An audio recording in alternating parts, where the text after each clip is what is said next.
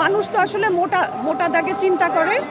আমার মুজিব চলচ্চিত্রে অফার এসেছিল শেখ কামালের ওয়াইফের ক্যারেক্টারটা করার জন্য। ওইটা আমার পছন্দ হয়নি, আমি করতে চাইনি। থাকতেই পারে, আমি একজন শিল্পী, আমার ব্যক্তি পছন্দ তো থাকতেই পারে।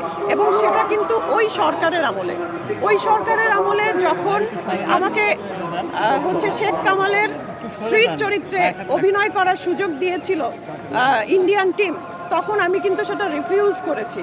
পরবর্তীতে যখন আমার প্রিয় নেত্রী দেশনেত্রী খালেদা জিয়ার চরিত্র অফার করে, এটা তো আমার জন্য সৌভাগ্যের এবং আমি সানন্দে গ্রহণ করেছি। ওইটা আমার জন্য খুব চ্যালেঞ্জেরও ছিল যে ফ্যাসিস্ট সরকারের আমলে, সোজা কথা হাসিনা সরকারের আমলে খালেদা জিয়ার ক্যারেক্টার করা, এটা খুবই চ্যালেঞ্জিং ছিল এবং আমার কাছের মানুষরা কিন্তু আমাকে বারণ করেছিল।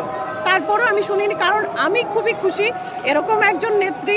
এবং সবথেকে বড় কথা, আমরা আর্টিস্ট, আমরা তার আদর্শকে যেমন ধারণ করি, লালন করি, তার লুকটাকেও আমরা অনেক বেশি আমাদের কাছে অনেক বেশি অ্যাট্রাকটিভ, অনেক বেশি এটাও একটা আমাদের ভালো লাগার জায়গা। তো এত গুড লুকিং একজন ওমেন, এত আপসীন এরকম একজন নেত্রীর ক্যারেক্টার আমাকে যখন করতে বলা হয়েছে, সত্যি কথা আমি নিজেকে ভাগ্যবান মনে করি।